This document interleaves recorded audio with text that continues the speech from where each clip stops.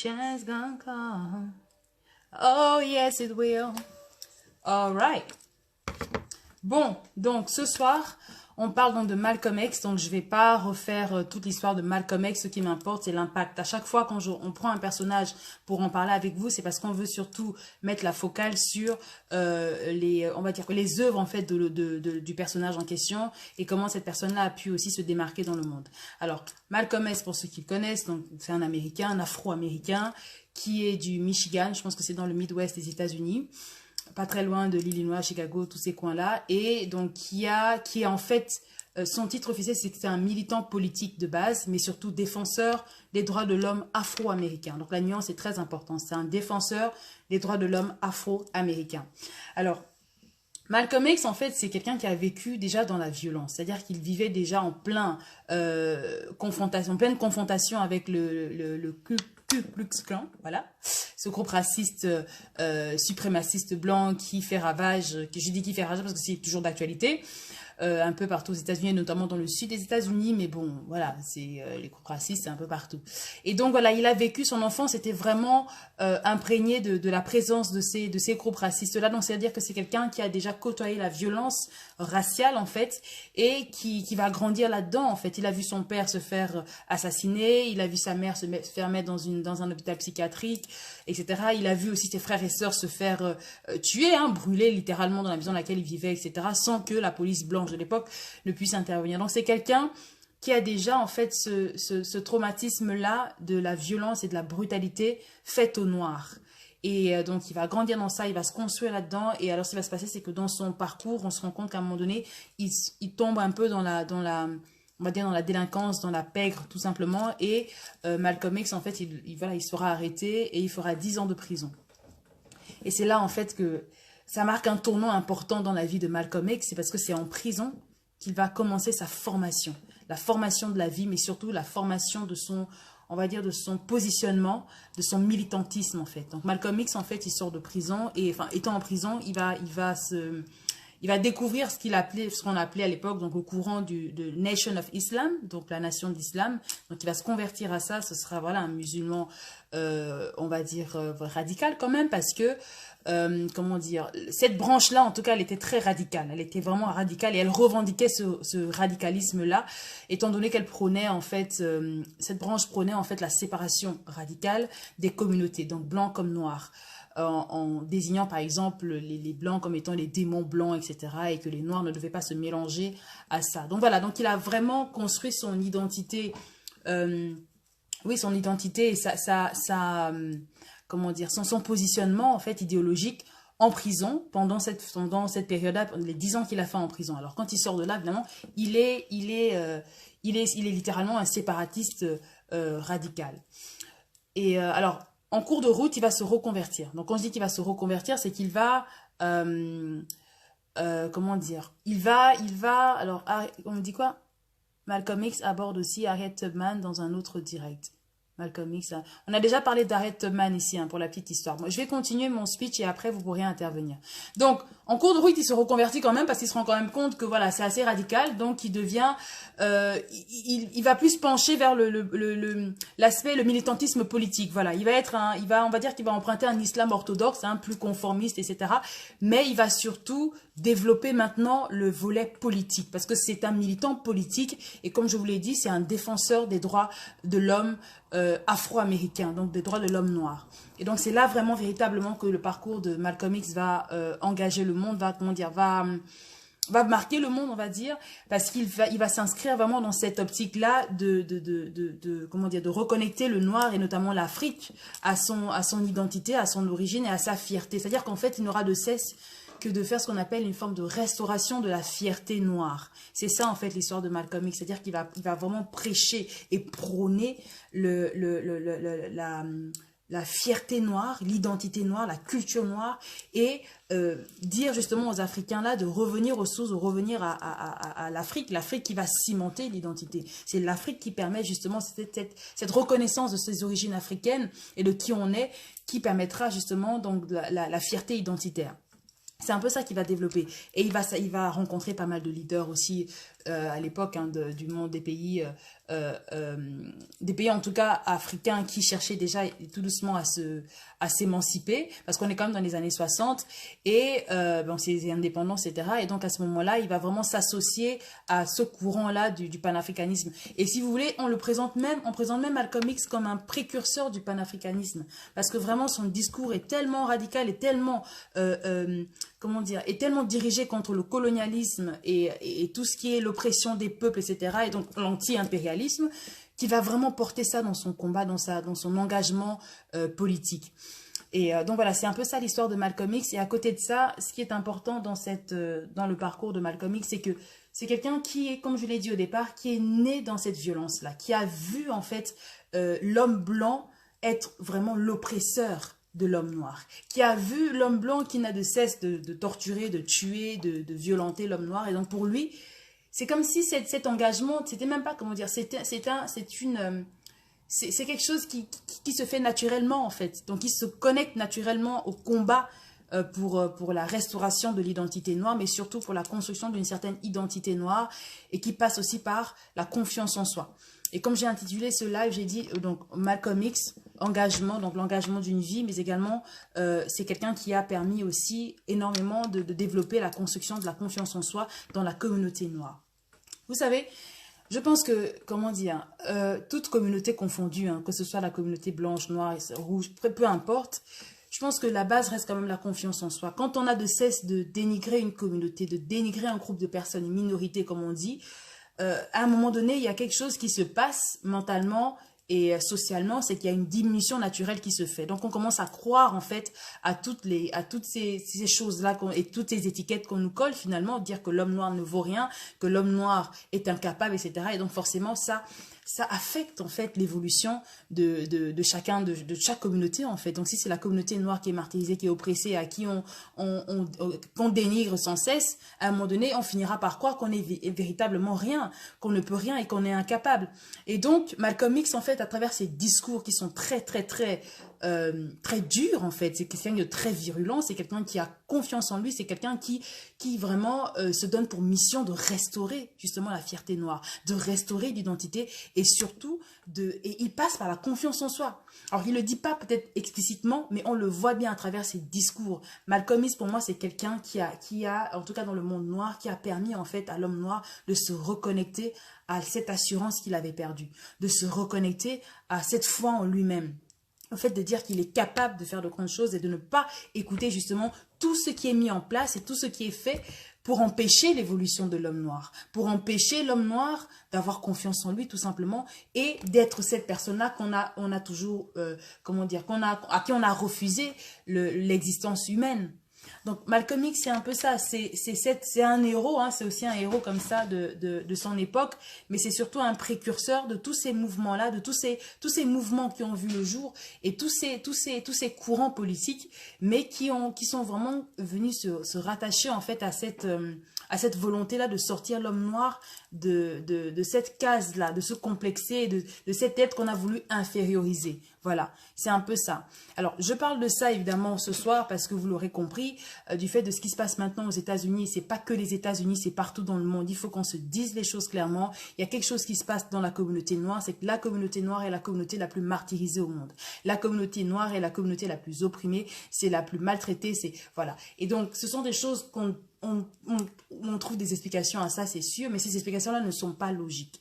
On ne peut pas continuer sans cesse à martyriser toute une communauté et par-dessus tout, cette même communauté-là ne peut pas toujours se laisser faire. Et donc, il y a un re-questionnement qu'il faut faire. Mais autre chose aussi que je voulais mettre en avant, c'est qu'en fait, il faut bien comprendre que le combat des Noirs, ce n'est pas le combat des Noirs, en fait. C'est un combat j'ai envie de dire, c'est un combat qui est humaniste. Si toute personne qui a foi en la justice, en la tolérance, des valeurs de respect, d'amour, d'empathie, de compassion, toutes ces personnes-là doivent se ranger du côté de la communauté noire pour combattre auprès de la communauté noire. Mais donc là, je parle bien évidemment des blancs qui ne sont pas racistes, des non-blancs, en tout cas, quand je dis les non-blancs, c'est-à-dire d'autres communautés, voilà, d'autres communautés, mais qui ne sont pas racistes et qui doivent se sentir concernés par ce combat-là. Parce qu'au final, c'est quelque chose qui prend tellement de plus en plus d'ampleur qu'on va se retrouver à un moment où on devra en fait se confronter. Il y aura une confrontation de communautés.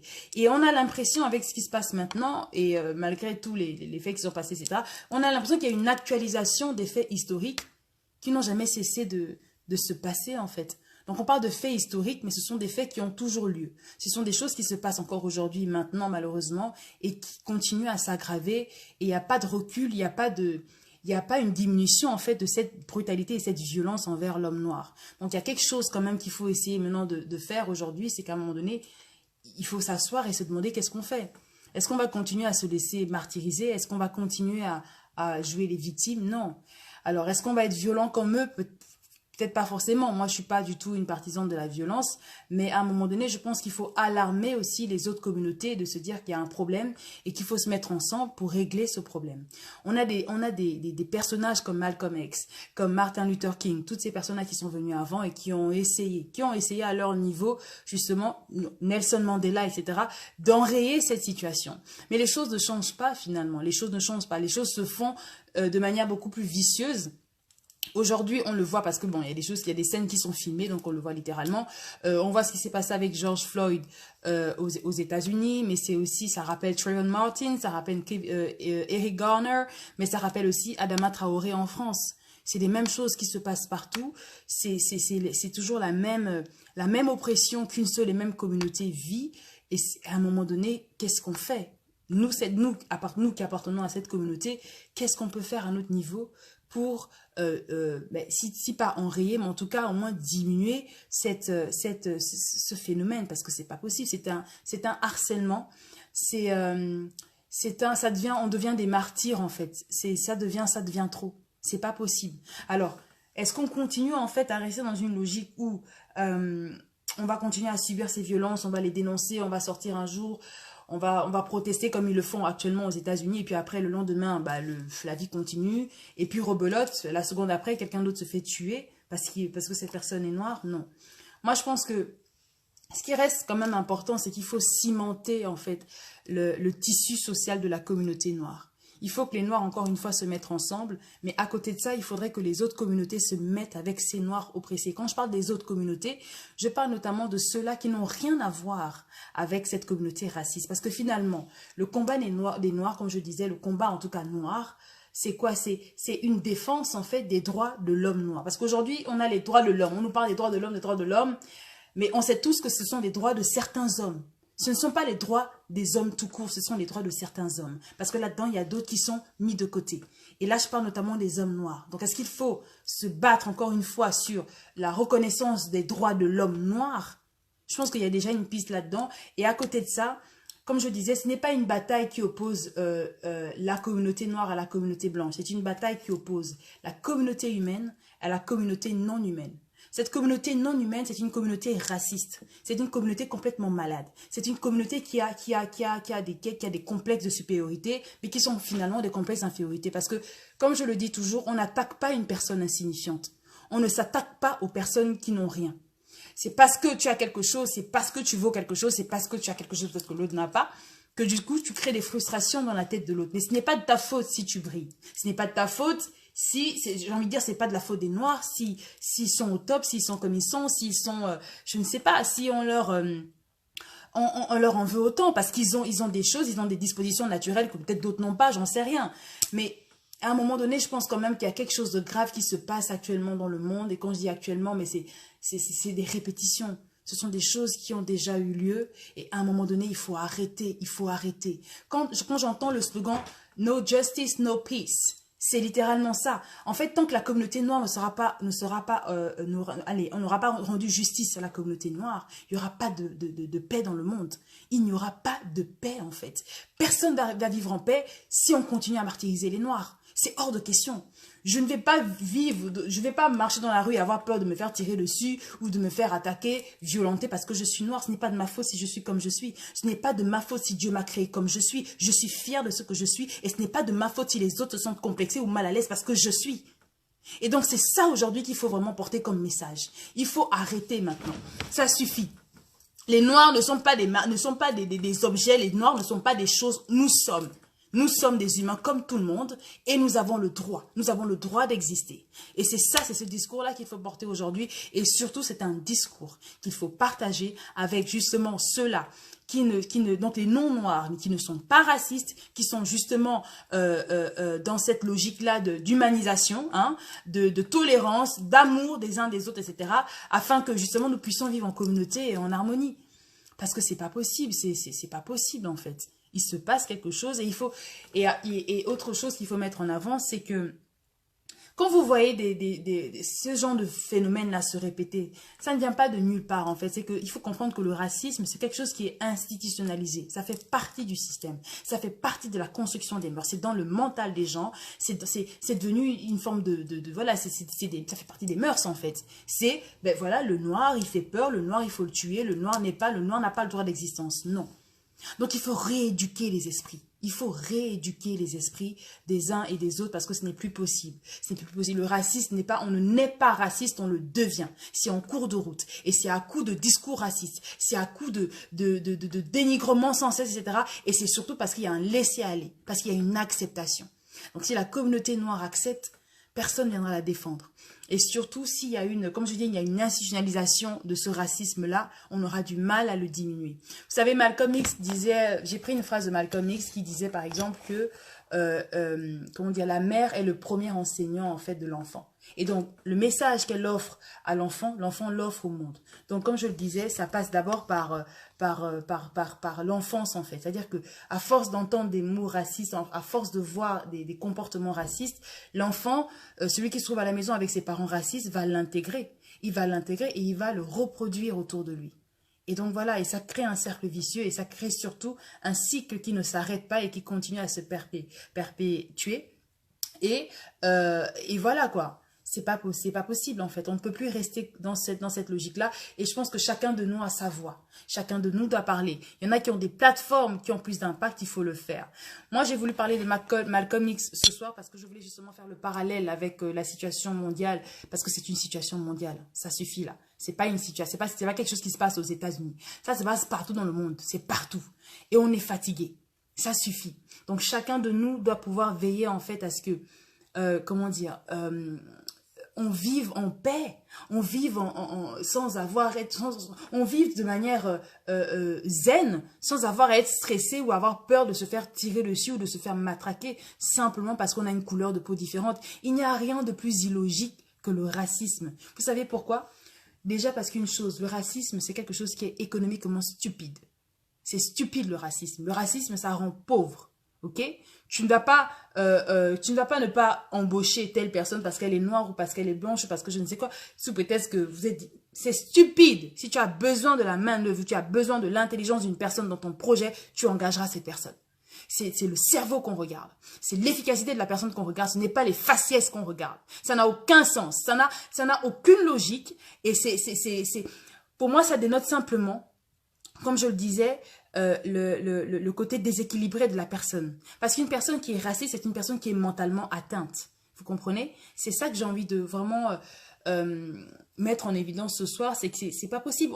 On peut pas continuer à se laisser en fait martyriser et maltraiter par des psychopathes. Parce que ce sont des psychopathes. Être raciste, c'est être psychopathe. Ça n'a aucun sens de dire que telle personne est mieux que l'autre parce qu'elle est blanche.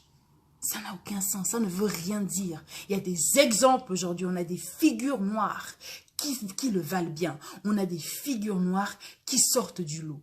On a des personnes, on a des personnalités incroyables dans le monde noir qui font la différence. Et donc rien qu'avec ça, le discours selon lequel l'homme blanc serait prétendument supérieur à l'homme noir, zéro.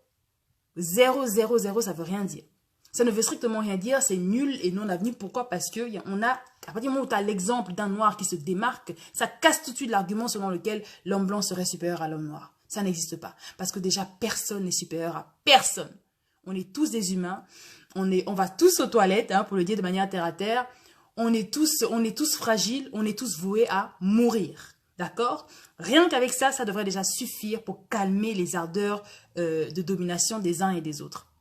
Donc, il y a un problème qui se passe dans le monde et on a l'impression qu'il y a comme une concertation comme ça mondiale des autres communautés contre la communauté noire. Et ça, c'est des choses qu'il ne faut plus accepter. Il ne faut plus accepter. Comme je le disais déjà il y a quelques semaines dans un live, il faut qu'en fait, nous déjà Africains, en tant qu'Africains, nous devons tous avoir la conscience africaine. Si tu es noir, tu es africain et que tu n'as pas la conscience africaine, ça veut dire que tu n'aimes pas ton continent, tu n'aimes pas ton identité. Chaque noir doit avoir la conscience du combat et du poids qu'il porte en fait. C'est un poids qui lui a été imposé. En soi, ce n'est pas un poids. Être noir, il n'y a rien de, enfin, il y a rien d'extraordinaire. Mais parce que la société a fait en sorte que l'homme noir soit martyrisé, que l'homme noir soit pointé du doigt, on comprend tout de suite qu'il y a quelque chose qu'on porte, on porte un certain fardeau et qu'on va devoir en fait combattre en fait. On va devoir le combattre. Alors, est-ce qu'on le combat de façon isolée? Non, on ne le combat pas de façon isolée. On le combat en harmonie avec les autres communautés qui, elles, sont humaines, qui, elles, ont compris l'importance de se mettre ensemble, qui, elles, ont compris en fait que tant que, comment dire, tant que tu ne seras pas en paix, tant que tu ne seras pas en paix, comment tu peux demander, comment dire, comment chercher à être en paix quand on fout le désordre chez les autres? C'est pas possible. Tu ne peux pas demander la paix quand toi-même tu es une menace pour l'autre. Aucun sens, aucune logique. C'est pour ça que je vous disais que ce sont des malades mentaux. C'est des malades. Les racistes, ce sont des malades. D'accord? Et donc, nous, Noirs, nous n'avons pas à subir ça. On n'est pas venus sur Terre pour subir la folie de psychopathes. On n'est pas venus pour ça. Et donc, nous devons nous mettre ensemble. Encore une fois, on insiste encore sur la solidarité noire, mais surtout la solidarité mondiale. C'est la solidarité des autres communautés avec la communauté noire. Quand je dis les autres communautés, surtout les autres communautés non racistes, d'accord, avec la communauté noire. C'est ce dont on a besoin aujourd'hui. C'est vraiment ça, cette concertation, cette cohésion et ce mouvement d'ensemble afin de protéger la communauté noire. Parce que c'est pas possible. On ne peut pas parler de racisme ou de colonisation ou d'esclavagisme, etc. On ne peut pas parler de ça au passé parce que ce sont des choses que nous vivons encore. Nous le vivons. On a juste changé d'époque, on a juste changé de siècle, mais le fouet, on le ressent toujours. Le fouet est toujours là. Et il faut définitivement se débarrasser de ce fouet parce que c'est plus possible d'évoluer comme ça. Ce n'est plus possible. Voilà, est-ce qu'il y a des personnes qui ont des choses à préciser ou à dire?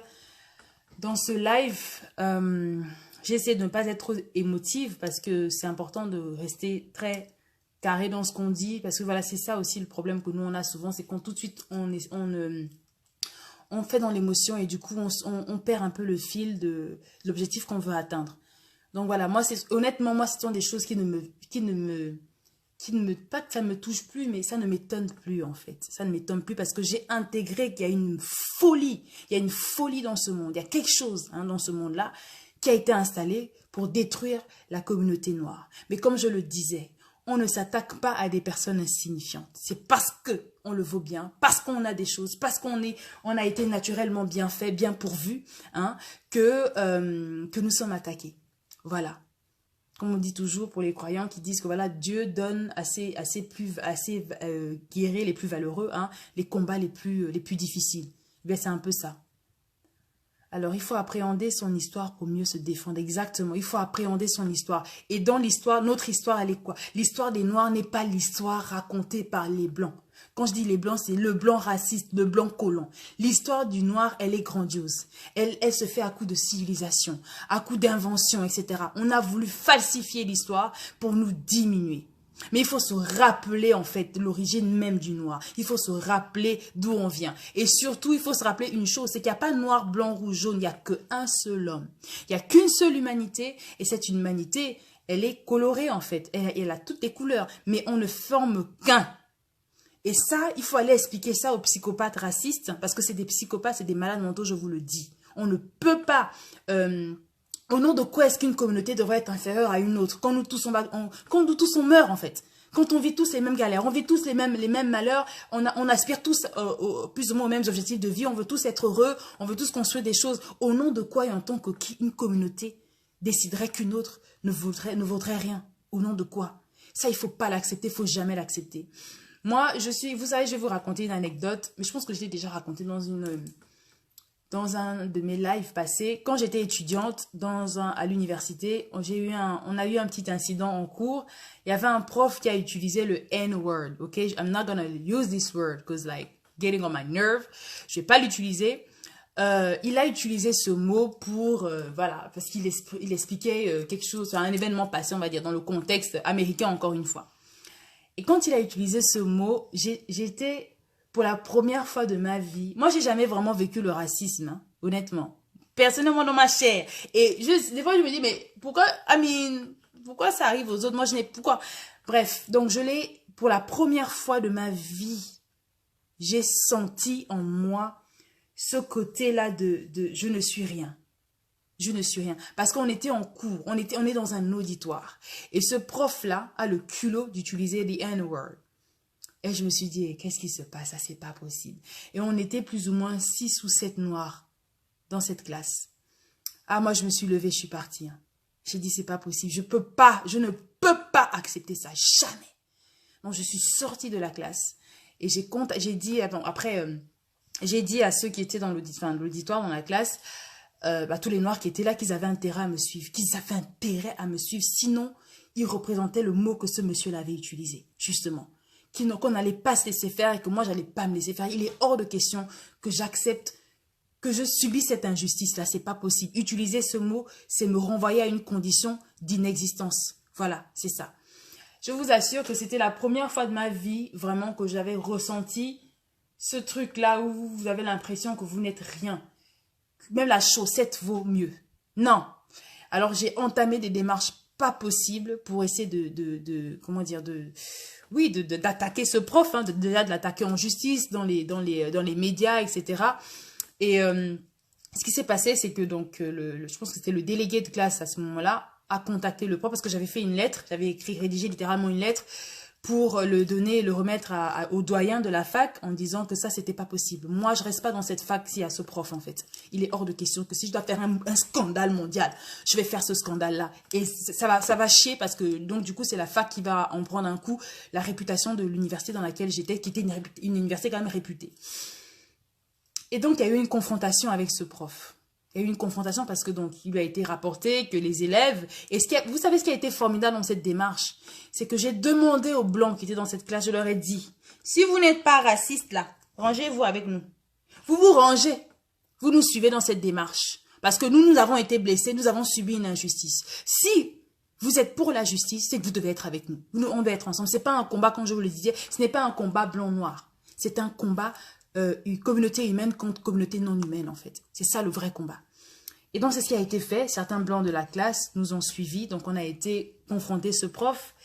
Et vous savez, moi, je savais que ça devait être le prof là et moi, en tout cas. Je savais que les autres n'allaient peut-être pas trop réagir. Et donc, il y a eu cette confrontation avec ce prof. Et je lui ai dit, ce que vous avez fait là, le mot que vous avez utilisé, vous devriez avoir honte. C'est scandaleux. Vous nous avez insultés. C'est-à-dire qu'à l'instant même, j'ai ressenti ce que mes ancêtres ont vécu à l'époque, d'accord? Et nous sommes dans un auditoire. Donc, vous êtes censés appliquer ce qu'on appelle la neutralité axiologique. Vous êtes neutre. Donc, votre couleur politique, on s'en balance. Si vous êtes un raciste, on s'en fout. Votre rôle à vous, c'est de venir nous enseigner sur le cours qui vous a été assigné. C'est tout. C'est ce cours-là. Et donc, utiliser des mots racistes, des mots qui dégradent, en fait. C'est dégradant. Et surtout, j'ai donné un exemple. Je lui ai dit, vous aviez en face de vous un auditoire composé d'élèves, d'étudiants, de personnes noires, africaines. D'accord? Mais alors, imaginez un seul instant que vous aurez eu en face de vous un auditoire, donc vous serez aux États-Unis, par exemple, voilà, un auditoire composé de noirs, donc afro-américains, donc pas que africains, mais vraiment les noirs américains. Est-ce que vous aurez eu le courage d'utiliser le N-word devant cet auditoire-là? Et ce prof a été honnête, il a dit non. Il a dit non. Et je lui ai dit, mais qui vous a donné le droit et l'aisance d'utiliser ce mot qu'on appelle le N-word, because I don't want to use it? Qui vous a donné pourquoi êtes-vous si à l'aise d'utiliser ce mot pour nous, pour décrire l'homme noir? Nous sommes comme vous, en fait. Nous ne sommes pas des choses. Et sachez que tant que ça se passera comme ça, personne ne sera en paix. Personne ne sera en paix. Et il l'a reconnu. Donc ce prof-là, vraiment, voilà, ça s'est plus ou moins bien fini après parce que j'ai pas forcément poursuivi donc l'action en justice parce que je me sentais déjà mieux d'avoir eu cette discussion avec lui et lui dire clairement ce que je pensais, ça sortait de mes tripes, je devais le faire. Et j'avais dit aux autres Africains qui étaient dans l'auditoire, je leur avais dit que si vous ne le faites pas, alors vous êtes des esclaves. Alors vous êtes ce qu'il a dit là, et donc ça ne sert plus à rien d'étudier, ça ne sert à rien de faire ce que vous faites là parce que vous n'avez pas d'existence. Vous vivez dans... Vous n'existez pas, vous n'existez pas.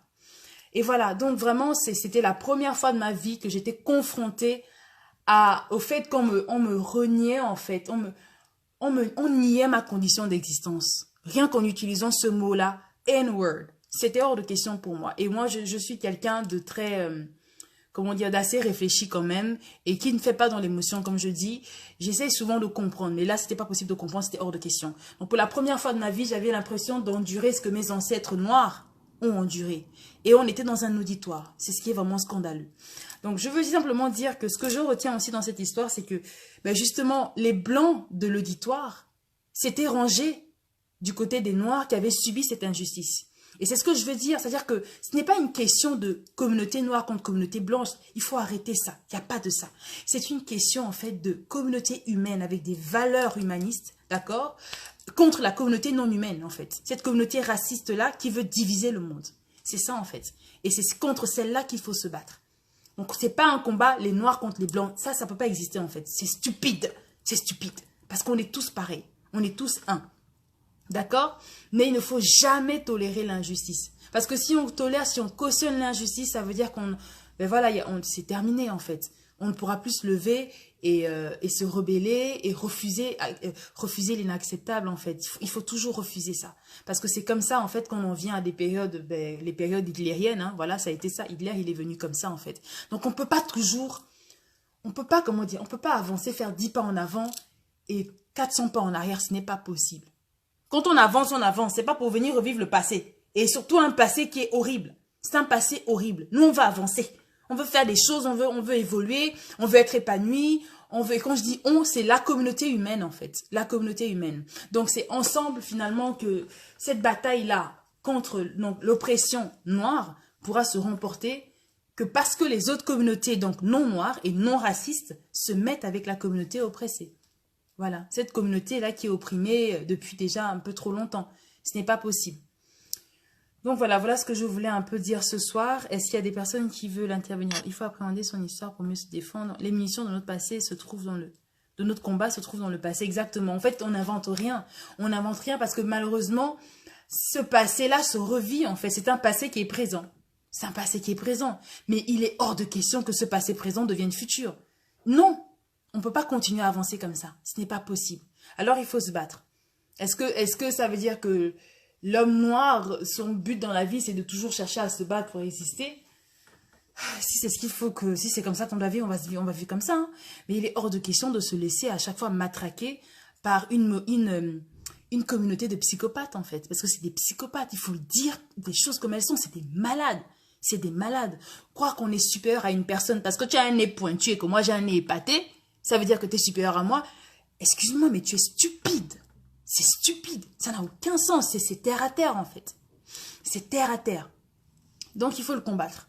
Il faut le combattre et il faut le combattre comment? De plusieurs manières, en utilisant sa voix pour certains. S'il y en a qui ont de l'influence, s'il y en a qui ont des moyens, je vois qu'il y en a il y a des milliardaires, il y a des richissimes qui peuvent créer des fonds d'aide, par exemple, aux victimes, comme on l'a vu avec George Floyd, avec Eric Garner et toutes ces victimes-là qu'on a perdues. Parce que voilà, tu sors de chez toi, tu vas acheter quelque chose au bout de la rue, tu te fais pull-up par un policier blanc. Et en fait, tu trembles quoi. Tu te dis, écoute, c'est fini, je suis mort. Mais quel est cet esprit-là, en fait? Et comme je vous l'ai dit, c'est quelque chose qui est institutionnalisé, c'est dans le système. C'est dans le système, en fait. C'est ça. C'est qu'il est dit, il est écrit et il est intégré que l'homme noir n'a pas d'existence, en fait. Que l'homme noir n'a pas d'existence. Alors, qui a dit ça? Qui l'a fait? C'est des psychopathes. C'est des malades qui l'ont écrit, qui ont fait ce système. Parce qu'on est dirigé par des malades. Il faut le dire. Et ça suffit. Ça suffit d'avoir à chaque fois cette confrontation. Ce n'est pas possible, en fait. Donc, soit on se met ensemble et on évolue tous ensemble intelligemment, soit on meurt tous ensemble comme des cons. Vraiment, c'est ça. Soit on meurt tous ensemble. Pourquoi? Parce qu'il y aura une confrontation violente. Est-ce qu'on va en arriver à ça? Non. Le but, c'est pas ça. Le but, c'est de vivre en paix. C'est de vivre dans l'amour, dans l'harmonie, dans le respect, la tolérance. Moi, j'ai des amis de tous bords. J'ai des amis blancs, j'ai des amis arabes, j'ai des amis... j'ai vraiment... Moi j'abuse. Hein, je suis vraiment tout couleur. C'est pas possible parce que c'est une richesse incroyable. C'est une richesse énorme. Et voilà, et c'est comme ça que je me suis construite, à force de côtoyer cette diversité, cette différence, et tous ces peuples-là qui m'apportaient et qui m'enrichissaient. J'avais ma culture, et comment dire, et c'est ça qui est dommage avec justement ce courant raciste-là, c'est de croire qu'une culture doit dominer l'autre. C'est hors de question. Aucune culture n'est supérieure à une autre. Parce qu'aucun humain n'est supérieur à un humain. Sinon, dans ce cas, il y aurait des humains immortels. Et puis, il y aurait des humains mortels. Là, ok. Les immortels seraient au-dessus des mortels, d'accord. Mais ce n'est pas le cas, en fait. Ce n'est pas le cas. D'accord? On est tous humains. On est tous faits de chair. On va tous aux toilettes, pour le dire de manière terre à terre, d'accord? On a tous on a des sentiments, on a des besoins, on a des aspirations communes. Et à un moment donné, il faut enfin, je sais pas, il faut qu'on se mette ensemble. Sinon, on va véritablement vers un gouffre mondial où on va revivre en fait des événements passés. Et dans ce cas, ça prouve à quel point l'homme, avec grand H, est bête. L'homme est tellement bête parce qu'il reproduit les mêmes bêtises. Il n'apprend rien. On ne retient rien du passé. On reproduit sans cesse les mêmes bêtises. Comment est-ce qu'on peut évoluer comme ça? C'est pas possible. Ce n'est pas possible. Alors donc, encore une fois, le racisme n'est pas quelque chose... On ne naît pas raciste. On le devient parce que ça se construit. Ça se construit par quoi? Il y a des réflexes racistes. Ça commence par la parole, par les propos, par la manière de penser, par la manière de fustiger les uns et les autres, de dénigrer. Ça commence comme ça, en fait. Oui, mais bon, non, moi, je suis blanc, donc voilà, j'ai cette priorité. Mais qui t'a dit que parce que tu es blanc, tu es prioritaire en tant que Guy? Mon Dieu, c'est pas parce que tu es noir que tu es au-dessus. Non, c'est pas possible. Donc, est-ce qu'il faut rééduquer les esprits? Est-ce qu'il faut essayer de faire une forme de, je sais pas, un sommet mondial, hein? Là, on est devenu un village planétaire. Donc, ça veut dire qu'on se suit tous, on se connaît tous, Est-ce qu'il faut refaire l'éducation mondiale? Et revenir aux bases essentielles de l'humanité, à savoir l'amour. C'est l'amour. C'est l'amour qui va sauver l'humanité. C'est la tolérance, c'est le respect des uns et des autres, le respect des différences. Parce qu'on est différents. Ce n'est pas possible de croire qu'on peut tous être homogènes. Ce n'est pas possible. On sera toujours différents. Et c'est cette différence. Parce que la différence fait partie de la nature. C'est ça. La différence fait partie de la nature. Les arbres que vous voyez là, les arbres sont différents. Les animaux sont différents. Même les jumeaux sont différents. Les jumeaux, ils arrivent au monde, c'est vrai, mais ils sont quand même différents. Ils restent différents. Ils se ressemblent, mais ils sont quand même différents. Donc voilà, je pense qu'il faut une rééducation des esprits. Il faut un retour urgent vers les bases essentielles de l'humanité, l'amour, la justice et les valeurs essentielles qui nous manquent en fait et qui font l'humanité. Et c'est comme ça qu'on pourra, on pourra lutter contre toute cette oppression-là parce que c'est pas possible. Parce que ce qui va se passer, c'est que les peuples opprimés vont se mettre ensemble. Hein. Les peuples opprimés vont se mettre ensemble et ils vont lutter. Parce que c'est quelque chose qu'on ne va pas se laisser faire. On ne va pas se laisser faire. D'accord? J'ai vu une phrase qui disait « We are not our ancestors. We will fuck you up. » Ok? On ne va pas se laisser faire comme nos ancêtres là. Nous, on va vous défoncer. Et quand je dis vous, je parle bien des racistes. Donc, si tu es blanc et que tu n'es pas raciste et que tu es dans ce live, sache que je ne m'adresse pas à toi. Mais aux racistes. D'accord? Et c'est fatigant en fait. C'est fatigant parce que ça nous diminue. Ça diminue l'humanité. Vous savez, je pense là tout de suite à un événement qui a eu en Allemagne. C'était en 2000, je pense que j'en ai déjà aussi parlé dans un live. Je ne sais plus en quelle année c'est, vous allez me dire, pour certains, ceux qui se rappellent un peu. C'est qu'en Allemagne, il y avait eu une manifestation. À l'époque, il y avait une vague extrême de migrants en fait qui arrivaient en Allemagne. Comment dire, et du fait de tout ce qui se passe dans le monde, les guerres, c'est aussi les guerres économiques, la pauvreté, etc. Ça fait que voilà, il y en a qui quittent leur zone hein, et qui suivent leur richesse, j'ai envie de dire. Et l'Allemagne s'est démarquée en étant justement ce pays-là de l'Union européenne qui avait plutôt une vision assez ouverte. Elle a accueilli en fait ces migrants, voilà. Elle les a accueillis.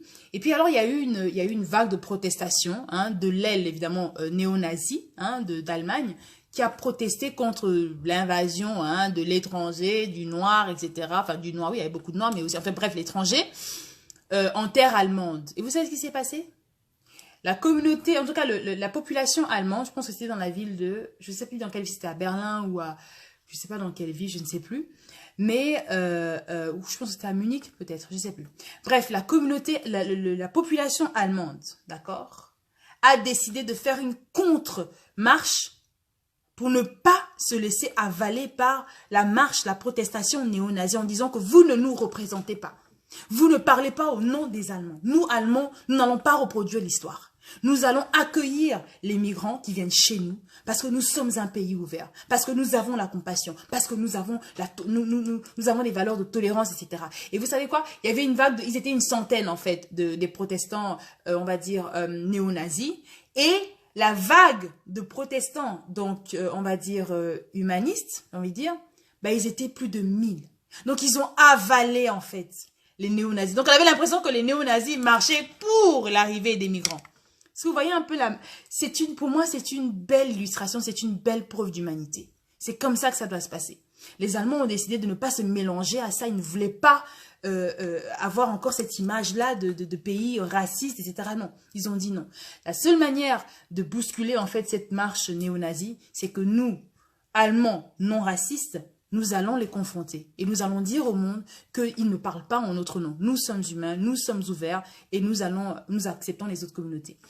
Alors Émilie nous dit, je pense de mon point de vue blanche, que tant que les personnes blanches n'ont pas pris conscience qu'elles ont un privilège par rapport à d'autres ethnies, le racisme ne s'éteindra pas. C'est une prise de conscience et dire stop à un endoctrinement qui commence à la naissance. Merci, c'est un travail de toute une vie, cette remise en perspective personnelle. Exactement. Et franchement, c'est super que justement une personne blanche puisse le dire. Et en fait, c'est ça en fait, quoi. C'est-à-dire que à partir du moment où on nie cette situation, c'est la tolérer. Nier en fait l'évidence de dire, il y a ce qu'on appelle le white privilege et dire, oui mais non, c'est pas, non, on a bien vu des cas d'exemple. Tu prends un noir qui va dans la rue, on est aux États-Unis, qui est en train de rouler et qui se fait pull-up par un policier, il a plus de chances de se faire tirer dessus alors qu'il roule, il fait rien en fait. Et tu prends un blanc, la même situation, c'est tout autre chose, parce qu'il a justement ce white privilege. Et ça, je pense que c'est effectivement, comme tu le dis, c'est à la responsabilité maintenant, mais du blanc qui n'est pas raciste, de le reconnaître. Moi j'ai vu de belles preuves de solidarité de la part de la communauté blanche aux États-Unis qui venait protester avec la communauté noire en disant nous ne sommes pas comme eux. Nous refusons de faire partie de ça. Et c'est ce que je disais, c'est que c'est un combat qui amène les communautés ensemble, les communautés qui ont les mêmes valeurs, les mêmes principes et qui sont finalement humanistes, à lutter contre justement cette vague-là d'actions inhumaines qui sont faites par des personnes non humaines, par des personnes complètement malades en fait. Et donc voilà, effectivement, c'est important de reconnaître qu'il y a cette prise de conscience qu'il faut avoir. Cette prise de conscience qu'effectivement, il y a quand même ce privilège-là. Quand tu te lèves et tu vas chercher du boulot et tu es une femme noire ou un homme noir, tu n'auras pas forcément le même impact que si tu es une femme blanche ou un homme blanc qui va chercher du boulot et qui va postuler. C'est des choses qu'on a déjà vues, c'est du déjà vu pour nous. Nous qui sommes dans la communauté, comme on oppresse là, on est habitués, on connaît, on est habitués. On est habitué à ça, en fait. Mais on refuse de l'accepter. Parce que l'accepter, ça voudrait dire asseoir cette institutionnalisation du racisme. Ça voudrait dire accepter. Et donc, ne plus se plaindre et continuer à subir jusqu'à ce qu'en fait, il y aura une normalisation officielle du racisme. Donc, ça ne sera plus perçu comme horrible de voir un blanc tirer sur un noir. On va revenir à des temps anciens, comme je l'ai dit. On va revenir dans ces moments-là. Et au final, l'humanité, qu'est-ce qu'elle a fait? Elle a reculé, en fait. Elle a reculé. Elle est bête. Je vous disais, l'homme est capable de grandeur comme de bêtise. Et c'est à nous, maintenant, aujourd'hui, de se lever et d'ouvrir nos bouches, en fait, de ne plus tolérer ce genre de choses tout à fait intolérables, inacceptables, et qui nous tirent vers... vers les animaux, quoi. Même l'animal a limite parfois plus de cœur, plus d'humanité que l'humain lui-même. Donc voilà, mon Dieu, qu'est-ce que j'ai duré sur ce sujet. Parce que ça me tient à cœur, je dois le dire. J'ai vu tout ce qui se passait un peu dans le monde. Moi, je suis pas quelqu'un d'émotif. Je suis pas vraiment pas quelqu'un d'émotif.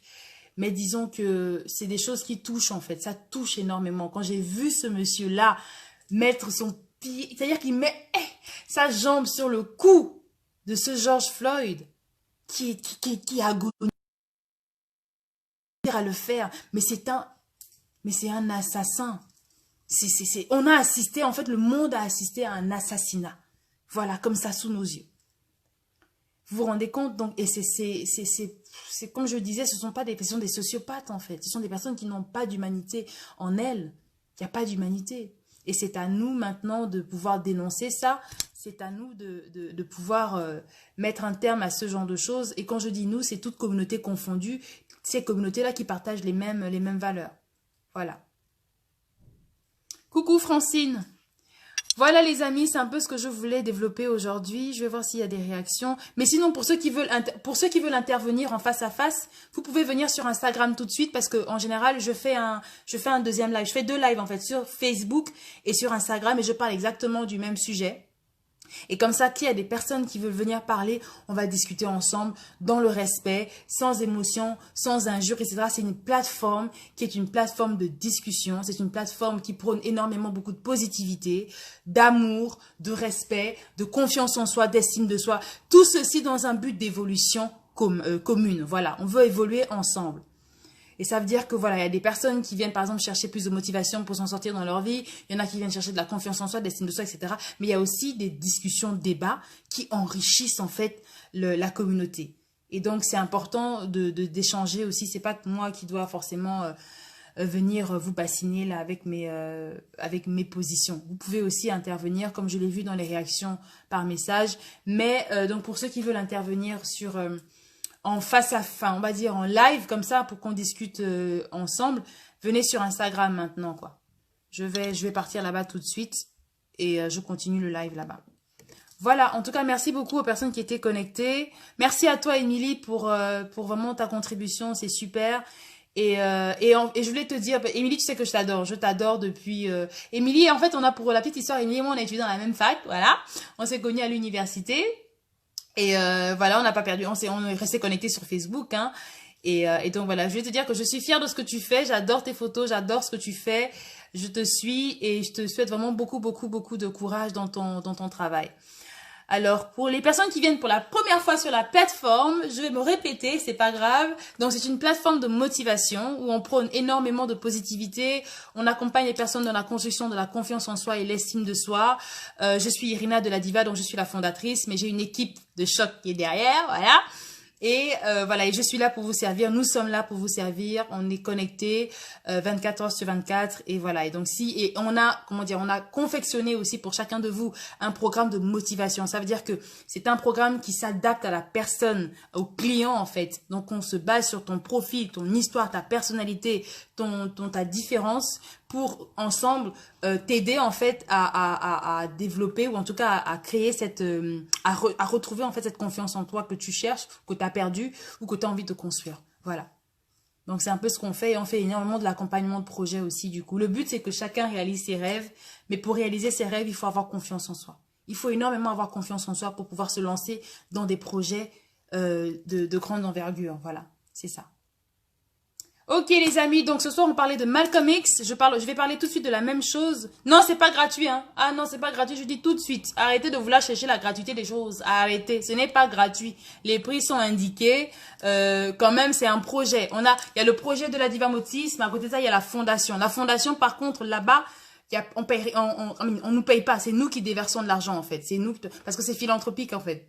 Donc, on aide un public cible qui a besoin de nous. Et donc là, forcément, c'est de nos poches qu'on paye. Mais le projet de motivation a besoin d'être nourri. Donc, je viens pas non plus je viens pas faire du bénévolat ici, en fait. Au départ, donc, les 6 premiers mois du projet, c'était gratuit. Parce qu'on s'est dit, on se lance dans quelque chose ça va prendre du temps, etc. Donc, on commence avec la gratuité. Et puis après, il faut quand même payer aussi. Il faut qu'on vive, en fait. On va se dire les choses clairement. Arrêtez de chercher les choses gratuites. Voilà. Elle dit réduction du Wallentem, vraiment. Même le Wallentem n'a pas le oise là, pardon. Ok, bon les amis, bisous, portez-vous bien. On reste dans la positivité, on reste connecté sur la plateforme. N'oubliez pas qu'on est une famille mondiale en fait. On est tous ensemble, on est dans le même bateau. Personne n'est supérieur à personne, on se cherche tous. On est tous, on est dans la même galère de la vie, ok? Et donc, voilà, il faut se soutenir. Donc, c'est aussi une plateforme de soutien, finalement, et d'entraide, de positivité, comme je l'ai dit, et surtout de beaucoup de motivation. On a tous besoin de motivation pour vivre cette vie, quoi, cette existence, et surtout pour atteindre nos objectifs. Voilà. Allez, portez-vous bien, que Dieu vous bénisse, et on reste connectés. Et on fonce, évidemment, on fonce, c'est le slogan. Et pour ceux qui veulent venir sur Instagram, c'est tout de suite maintenant.